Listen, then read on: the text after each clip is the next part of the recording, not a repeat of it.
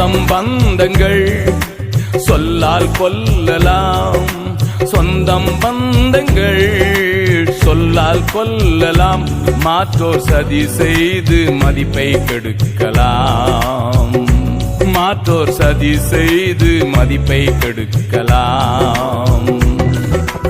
அவருக்காகவே அனைத்தும் இழந்தாலும் அதை மகிமை என்றெண்ணிடுவே,